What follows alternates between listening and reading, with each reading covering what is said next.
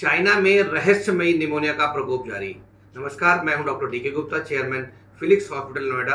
आज मैं आपको एक ऐसी बीमारी के बारे में जागरूक करना चाहूँगा जिसके बारे में आपको ज़रूर पता होना चाहिए, क्योंकि कोरोना की तरह ये नई बीमारी अभी चाइना में अपने पाँव उतार रही है। बहुत सारे लोगों को नहीं पता है कि चाइना में एक ऐसी बीमारी है जिसको निमोनिया बोलते हैं, वो अक्टूबर से यहाँ फैल रही है।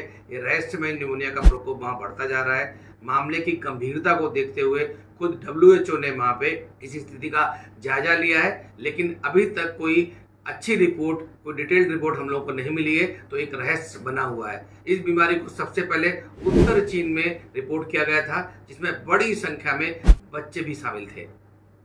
मैं फिर बताऊंगा, ये बहुत सीरियस बीमारी हो सकती है, कॉन्टेजियस हो सकती है, फैल सकती है। तो इसलिए हमारे जितने भी हेल्थ केयर बॉडीज हैं, जैसे WHO है, यूनिसेफ है या और इंटरनेशनल बॉडीज हैं, उन सबको मिलकर चाइना में खुद जाके वहाँ पे हेल्थ ऑडिट करना चाहिए। इसका सोर्स ऑफ इन्फेक्शन क्या है, कौन सा वायरस है, कि बैक्टीरिया है, किस तरह का है, क्या प्रकृति है, कितनी तेजी से फैलता है, क्या इसके कॉम्प्लिकेशंस हो सकते हैं। क्योंकि ये पहले भी हम देख चुके हैं, जो कोविड बीमारी फैली थी चाइना में, उसकी वजह से पूरे विश्व को पैंडेमिक की चपेट में जाना पड़ा। तो कहीं ना कहीं इस सबको देखते हुए वैश्विक स्तर पर लोगों की चिंता बढ़ गई है और कोविड-19 का जो प्रभाव था हम सब देख चुके हैं। प्रभावित क्षेत्रों में जो निमोनिया के लक्षण वाले मरीजों से अस्पताल भर गए हैं, मतलब अस्पतालों में इसमें बेड नहीं मिल रहे हैं। अभी इस बीमारी की पहचान नहीं हो पाई है। हम सबको जितना पता लगा है उसके बारे में बताते हैं कि इसके क्या बीमारी के लक्षण हैं। रिपोर्ट्स के मुताबिक इस बीमारी के जो लक्षण बताए गए हैं वो निमोनिया जैसे ही है, जिसमें बार बार बुखार आना, तेज से खांसी होना, चेस्ट पेन होना, सांस लेने में तकलीफ होना, कठिनाई होना, या आपका रेस्पिरेटरी रेट, सांस तेज चलना। सीरियस केस में लोग अस्पताल में भर्ती हो रहे हैं, उनको ऑक्सीजन की जरूरत पड़ती है, नेबुलाइजेशन की जरूरत पड़ रही है, एक्सरे, CT जैसे टेस्ट कराने पड़ रहे हैं, और बहुत सारे लोगों को ICU में भी भर्ती होना पड़ रहा है। इसके अलावा इस बीमारी के बढ़ते मामलों को देखते हुए WHO ने प्रभावित क्षेत्रों में लोगों को प्रिकॉशनरी मेजर फॉलो करने की सलाह दी है।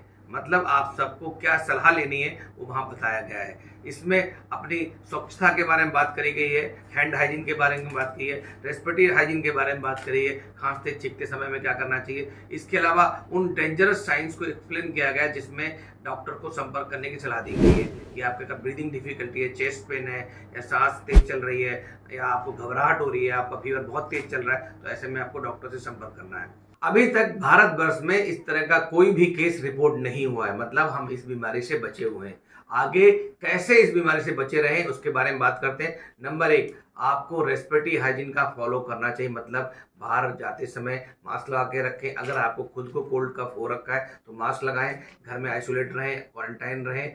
अगर आप बाहर भी जाते हैं या कहीं घर पे भी रहते हैं, हैंड हाइजीन की प्रैक्टिस बहुत जरूर करें। नाक मुंह आपको बार बार ना छुएं, हम सब जानते हैं ये वाले कोविड अप्रूव्ड बिहेवियर हर बीमारी से हमें बचाते हैं। इसके अतिरिक्त सबसे जो इंपॉर्टेंट बात है जो प्रिवेंशन के लिए, वो है वैक्सीन। खास करके जो निमोनिया का वैक्सीन है, बच्चों को भी लगाया जाता है, इवन बड़ों को भी, एडल्ट्स में और बुजुर्ग लोगों को सबको लगाया जाता है। निमोकोकल वैक्सीन लगता है जो हम सबको लगाना चाहिए। इसके अतिरिक्त बच्चों में निमोनिया के वैक्सीन के अलावा फ्लू का वैक्सीन आता है, फ्लू का वैक्सीन लगाना चाहिए। निमोनिया के भी 2-3 वैक्सीन होते हैं, उसमें HIV होता है, निमोकोकल होता है, उन दोनों को वैक्सीन लगाना चाहिए हमें। और बड़ों में भी फ्लू की वैक्सीन की डोज हर साल हमें लेनी चाहिए। तो वैक्सीनेशन से हम इस बीमारी को प्रिवेंट कर सकते हैं। इसके अतिरिक्त और बहुत सारी बीमारियां उनसे भी बचे रह सकते हैं। Thank you so much.